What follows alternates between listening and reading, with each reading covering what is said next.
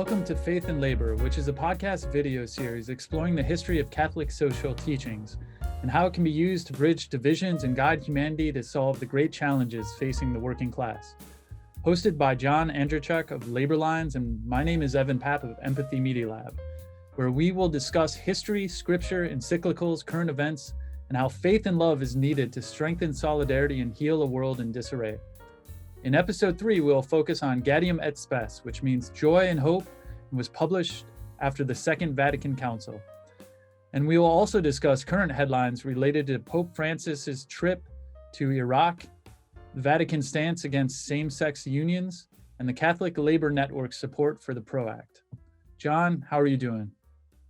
I'm doing well, and once again, I'm just honored to be part of this. And bringing love. Was listening the other day, and what's the three greatest virtues? Faith, hope, and love. And Paul said love is the greatest. So here we are. So again, and as you can see in my background, we have daylight on my end, with between the changing of the seasons and good old daylight savings time. I want to hear about your experience during the Second Vatican Council, and that was held from 1963 to 1965. And Pope John the 23rd said that it was time to open the windows of the church and let in some fresh air, quote unquote. And they were really looking at a time of moving the Catholic Church from an internal view to really kind of spreading the message outside of itself. Well, yes. So I was born in 1955. So I was young, but our family encouraged literacy. We back in the day, I grew up in Chicago. We had both daily newspapers. I actually was reading a newspaper then, sometimes over my dad's shoulder. And we had television news, famous 3 stations back then, Walter Cronkite and all. It was news. It was news all the time that was called. It was news that when it was brought together. And I was going to a Catholic school, parochial school, what we called back then grade school 1 through 8th. And we went to a very substantial parish in Chicago. And right in front of us, we saw the changes. As I mentioned earlier, when I was in 7th grade, our sisters teaching our grade school were in habits. And in 8th grade, many were in quasi-lay or quasi-habits. And the Catholic Church was very active in the civil rights movement. And as I mentioned, we had actually a priest that went down to the South on a freedom ride, took his life in his own hands. So we saw changes in Mass going from Latin to the vernacular to English, in our case, the communion rail, which people probably don't even know what that was, where you went to get our communion, you knelt, and the priest went down. It was a rail literally separating you from the altar. That was gone, and the priest turned around and faced us now, as opposed to facing away from us. And the music also, along with the actual liturgy being in a vernacular, the music was in the language, again, English. And completely changed, really completely changed. I wouldn't say popularized, but more accessible and much easier to partake in. Yeah, I spoke to my mom before this episode, and she told me about all the masses being in Latin, and then the actual readings would be in Latin. Mm-hmm. And then on the other side, they would have English translation. And so you'd be following it around. So every Catholic church around the world had it in Latin at that time, which made it very inaccessible because not many people understand Latin.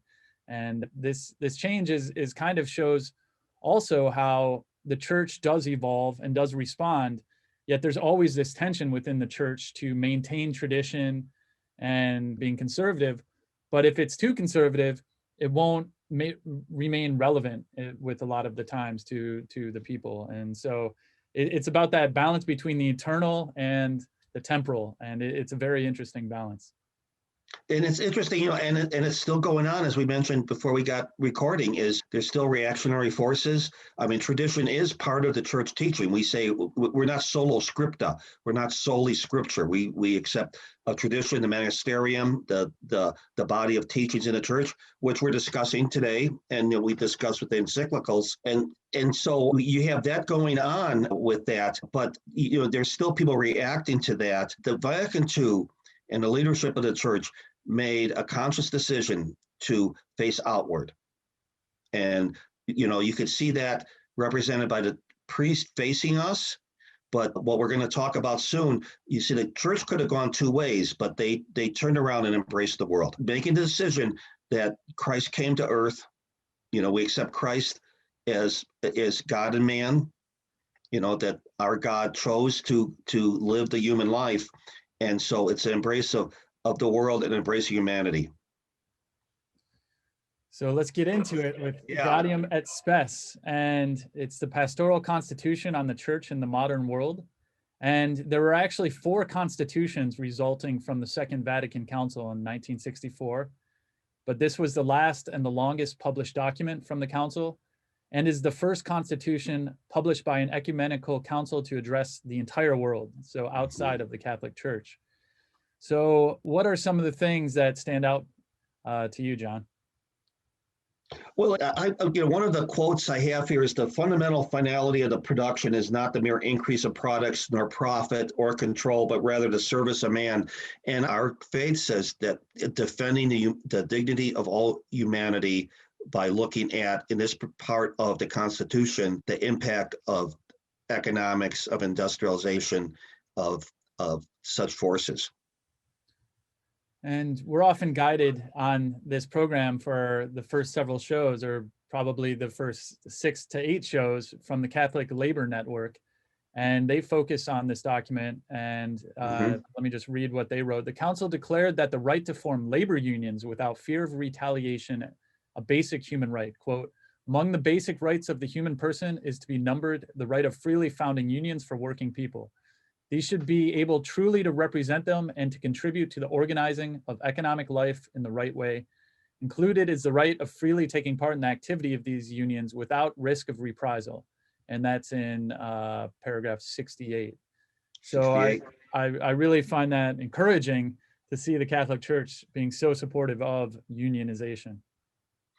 Right, and it speaks to the times we have lived through, both you and I, maybe a generation apart or so, that when we see what business and organizations throw at the effort to unionize, and the church is calling these out directly, specifically, the language is unavoidable.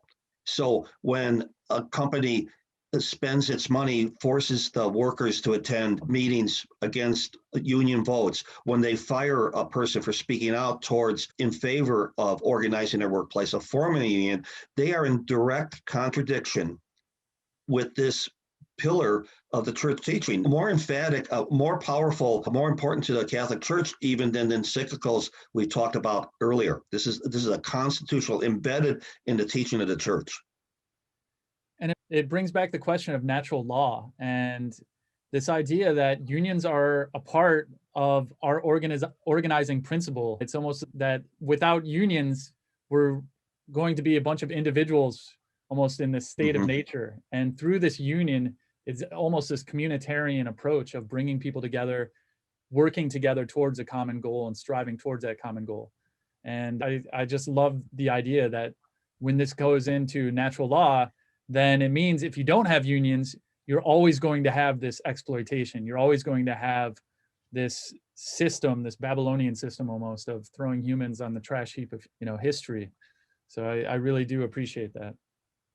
Right, and we've talked about this in earlier episodes when church teachings directly and emphatically challenge the idea that if a worker agrees to they didn't use this terminology, to say subhuman conditions because of their condition, because of the conditions that exist, it's not justified. And it is the person that employs them that is in the wrong, and it's a grievous wrong, as the church calls it. So once again, the church recognizes unions and recognizes it being as a force, part of society, and to a degree outside of government, that it has to operate. It's as Pope John Paul, we'll talk about this in other episodes, John Paul II calls it indispensable. Unions are an indispensable part of society.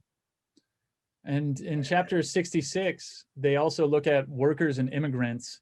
And I'll quote, when workers come from another country or district and contribute to the economic advancement of a nation or region by their labor, all discrimination as regards wages and working conditions must be carefully avoided. All the people, moreover, above all the public authorities, must treat them not as mere tools of production, but as persons, and must help them to bring their families to live with them and to provide themselves with decent dwelling. They must also see to it that these workers are incorporated into the social life of the country or region that receives them. That's an incredible statement. And how far has the so-called right moved away from this?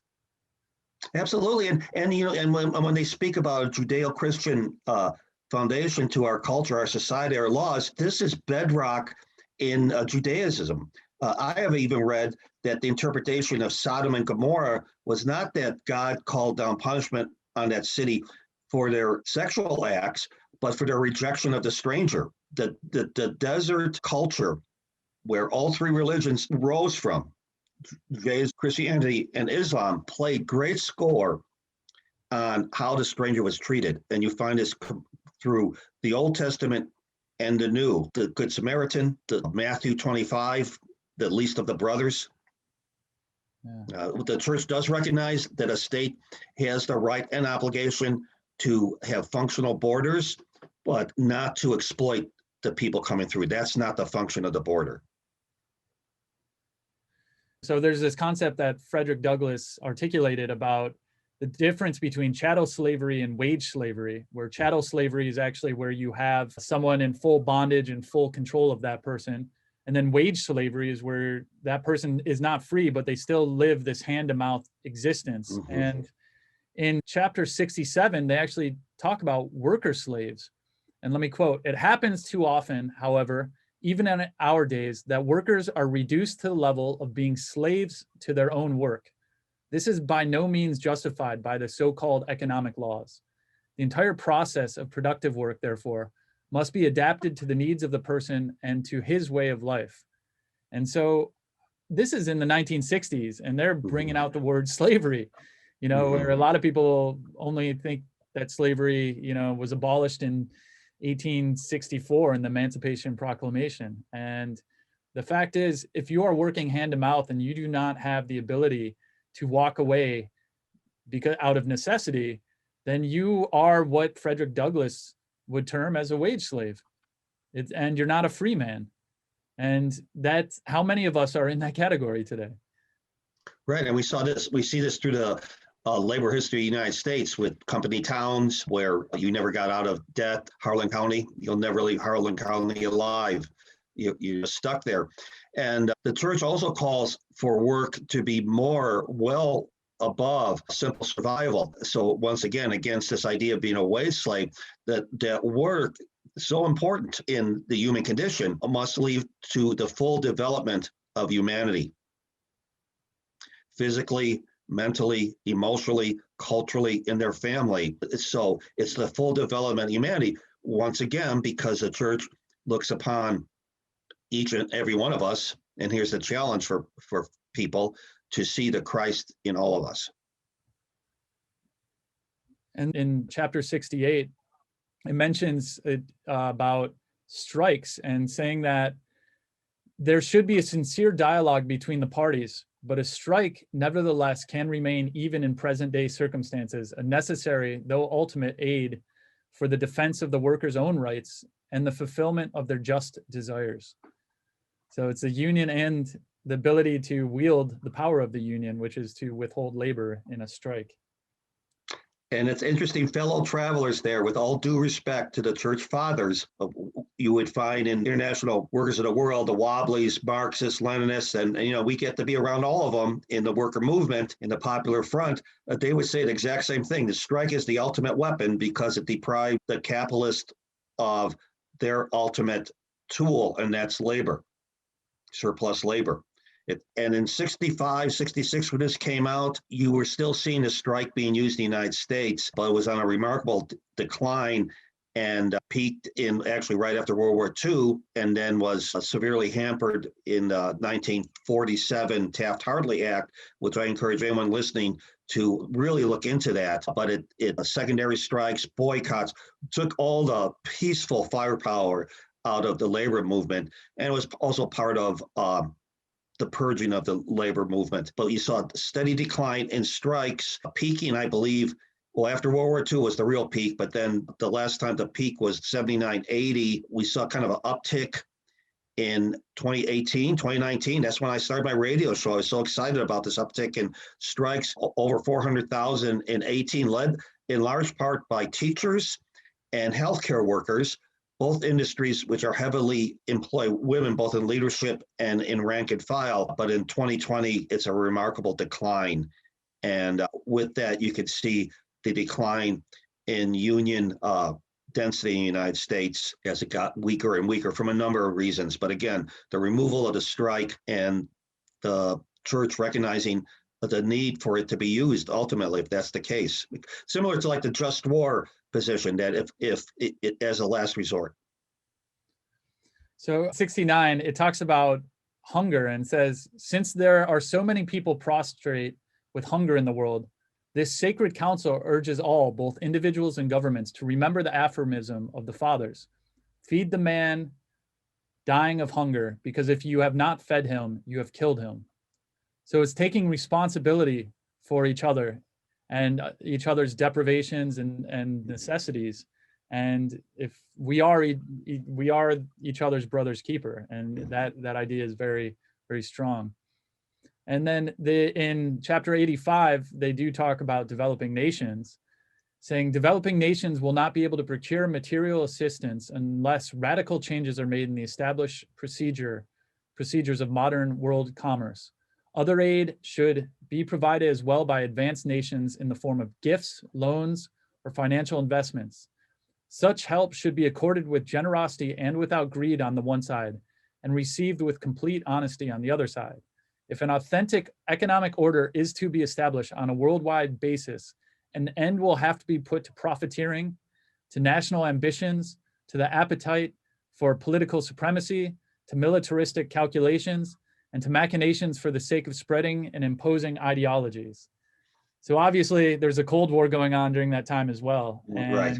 But it still remains, I think, central to the idea of built in Fratelli Tutti with Pope Francis, is this idea that we need to create this dialogue and we need to respect each other and the dignity of everyone everywhere.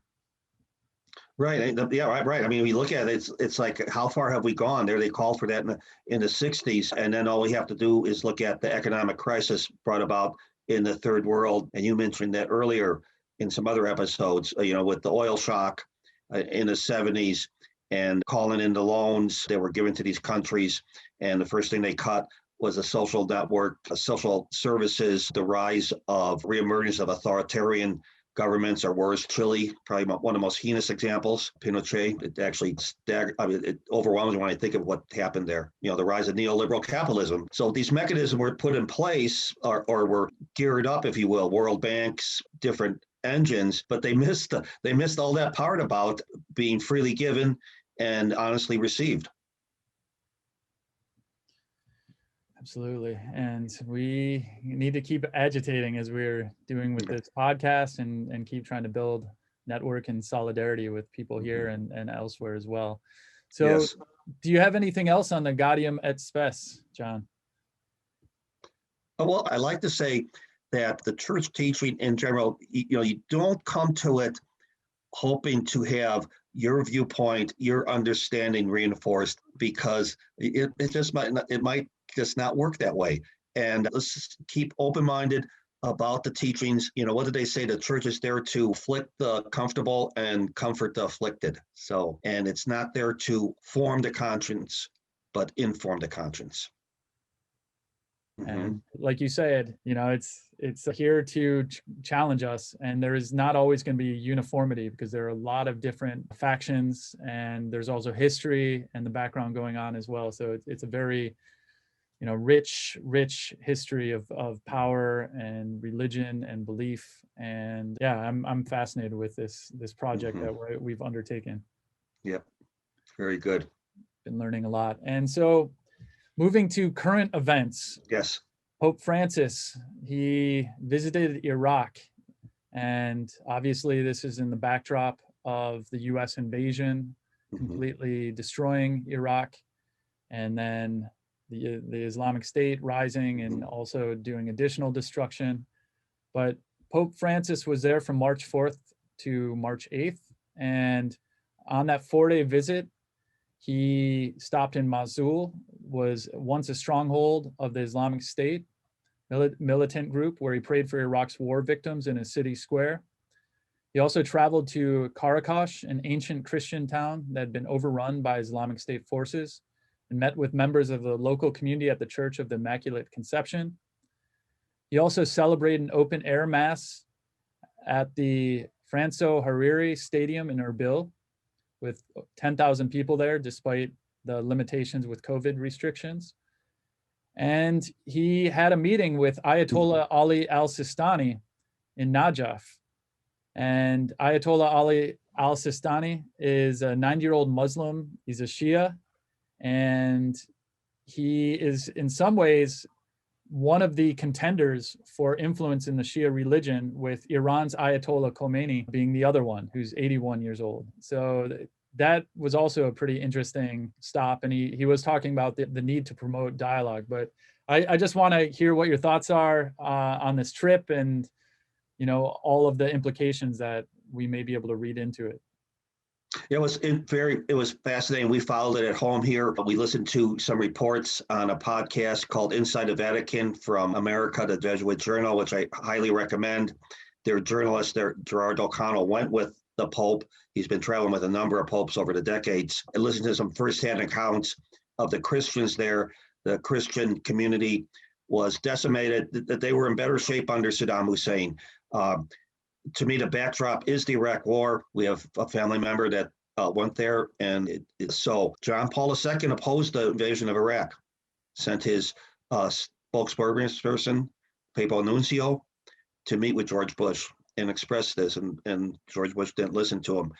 So much is on the hands of the United States when you look at the wreckage there. Literally, the church is blown apart. But to see Francis there, you know, not in the best health, 80-some years old, cirrhotic cough making him limp. And another historic footnote that the St. Francis, the founder of the Franciscans, actually traveled there, which we think must be pretty amazing in what the 16th, 15th, or 16th century traveled there. So that's interesting. But I think probably, so he uplifted the Christian community there, which is truly varied, a lot of different sects under the banner of Christianity.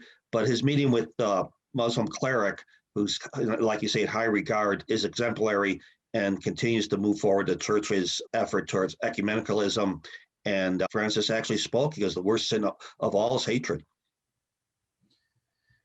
I was just becoming an adult around the time of 9/11. I was just coming out of college, 22, and the run up to the Iraq War, by the following summer, everything I was reading of the alternative press was that the decision was pretty much already made, and that the Bush-Cheney regime had decided to fight a war of choice that led to what some have estimated over 1 million Iraqi deaths, right.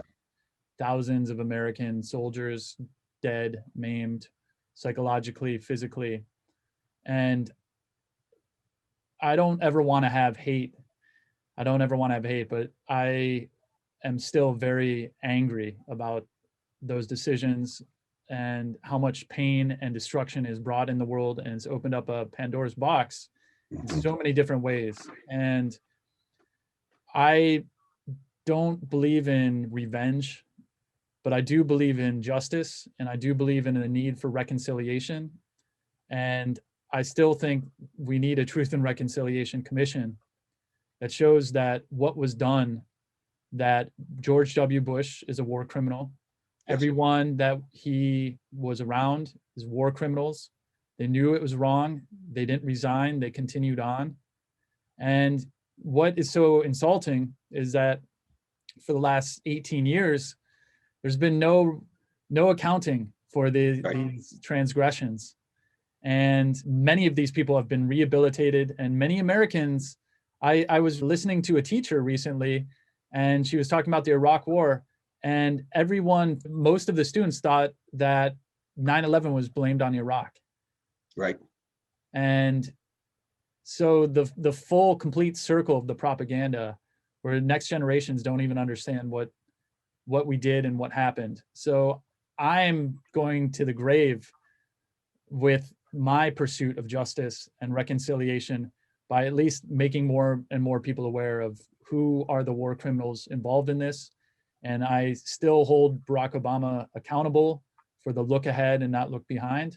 I do understand it's very challenging, and you could rip apart a country trying to do that. And I guess in some ways, seeing what Pope Francis is dealing with, you can understand the point of view of trying to look ahead. But however, if you don't deal with the injustices of the past, they're just going to sit and fester and grow in a cancerous tumor. So we still have to deal with a lot of these things in the American past. I'd like to add to this. I know we're getting into some time here, Evan. In 9/11, I was in my 50s. The Iraq War, the gears of the Iraq War started on 9/12. 9/12. And even some of the people that couldn't take it anymore with Bush, I'm trying to think it was Clark, came out and he said, in 9/12, they started talking about Iraq. And he said, what are you guys talking about? Yeah, General Wesley Clark. Yeah, and here we are in Faith and Labor, and I just want to say the ultimate assault to solidarity among workers is war. When it's worker against worker, war can be justified. I'm proud of the role my father played in defeating Nazi Germany. He witnessed the death camps. He liberated a slave labor camp with a pistol and made people in this town open up their food stores. But anyways, people say, well, why are we relitigating the Iraq War? I says, well, I would say so. Well, we didn't litigate it in the first place. Let's litigate it first. Or like you say, truth and justice. I agree with 100%.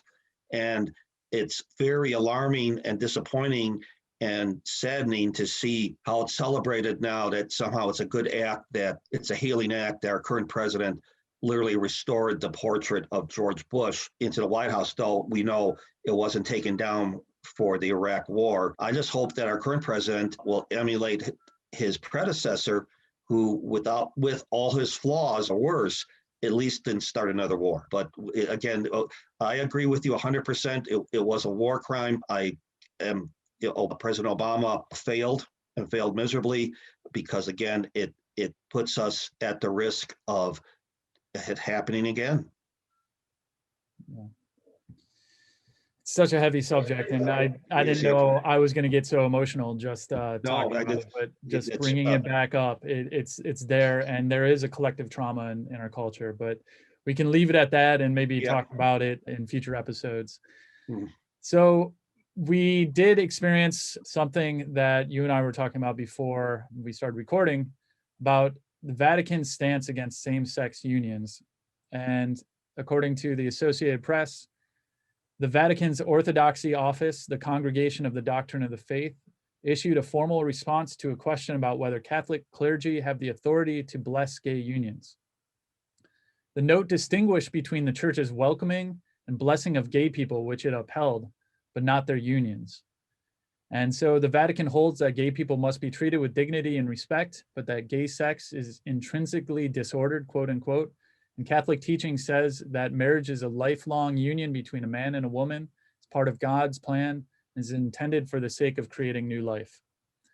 So I'm going to just throw it back to you right there, John. Well, in our family, my wife and I, we were saddened by it. I mean, there's a few things I want to say. For one thing, Pope Francis did say that he's not opposed to civil unions. He actually says they have gay couples, all couples have a right to a civil union, which was the court's ruling. Actually, Oberfeld was that the state can't stop a couple from marrying. So he was emphatic in that.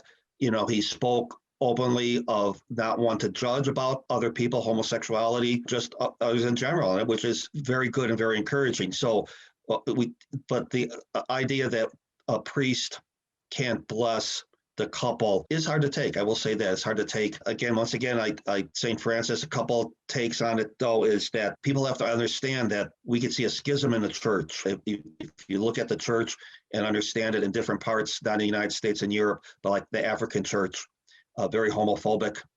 We've had cardinals that not only are silent about anti-gay laws, but encourage anti-gay laws. The bishops and cardinals, they encourage criminal penalties against gay acts. And so the Pope has to take that into consideration. I will say that.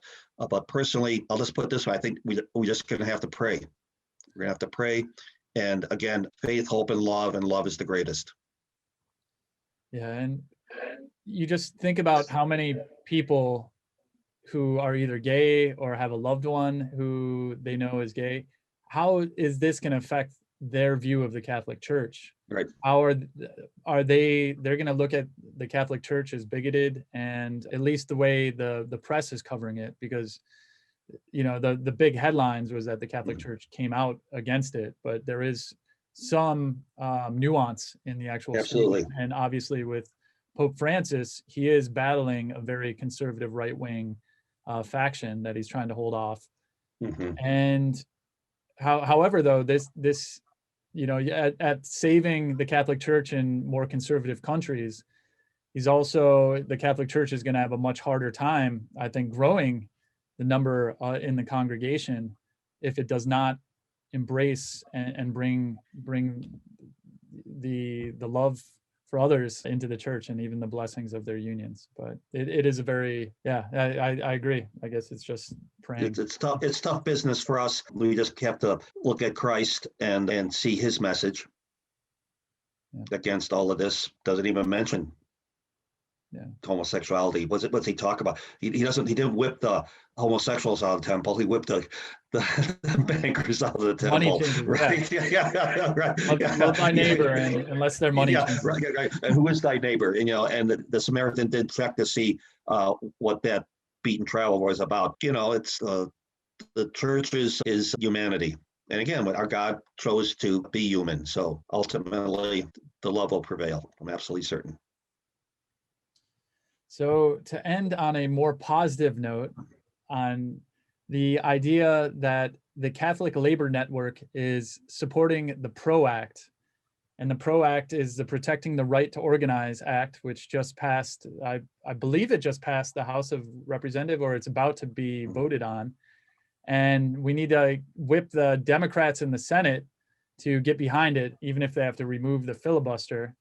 And so the statement from the Catholic Labor Network, and we're going to put this in the show notes that you can use their form to contact your representative, says, for 130 years, the Catholic Church has taught the workers have the right to organize in unions to defend their rights. And it goes on, the repeated calls issued within the Church's social doctrine, beginning with Rerum Novarum, which we've discussed in this program, for the promotion of workers' associations that can defend their rights, must be honored today even more than in the past. And so unfortunately, in the United States, too many workers are disciplined or fired when they try to organize in unions. Too many gig workers at employers like Uber and Lyft have been misclassified as independent contractors without a legal right to join a union. And as a result, union membership has declined from 1 in 3 private sector workers in the 1950s to 1 in 16 today. And real wages for workers have stagnated for nearly 50 years, not to mention the great growing inequality between the haves and have-nots. So the Protecting the Right to Organize, or PRO Act, H.R. 842, addresses these injustices, adding real penalties when employers retaliate against workers who exercise their rights. It would give gig workers the right to form unions and bargain collectively. And the PRO Act will once again make the right to organize real in the United States, answering the call of Amos to let justice surge like waters and righteousness like an unfailing stream. So please tell your congressional representatives to support the passage of the PRO Act, and we'll put that in the show notes as well. We mentioned Taft-Hartley in 1947. This is the most significant proposed change to labor law since 1947, which was act to undermine the labor worker movement. And the way I'm going to look at it in the sphere of the worker movement is under the Catholic teaching of omission and commission. So if someone votes against it, that's commission. But if they don't stand for it, if they work against it in death by little cuts, I'm going to do everything I can to draw that attention to that also. We're long past the time where you get to sit on the rail, my opinion. You got either you're going to be with the worker or against the worker. I mean, these are critical times we're living in. Organized labor, like you said, less than 10% in the private sector. And I tell my co-workers, I said, when the unions are gone, it's going to be like the sun coming up in the west. As the world will be completely changed. It'll be like pole reversal. So, yeah, that's a great end note. I encourage people and check out Catholic Labor Network. We actually hope to get them on the program. So, but in the interim, anyone listening to this, a great organization. They've been doing this work for a long time. Great. That's all I have. Any other thoughts in closing? No, just once again, it was great. It is encouraging to get this out. and we'll see what the world is in a couple weeks. So thank you for watching and listening to episode 3 of Faith and Labor. We would love to hear your feedback, ideas, and suggested guests for future shows as we seek to promote what Pope Francis described in Fratelli Tutti, a more just and fraternal world where love shatters the chains that keep us isolated and separate in their place. It builds bridges. So thanks again, John, for all that you're doing, and I'm learning a lot through this. Same here. So I'm honored to be part of it.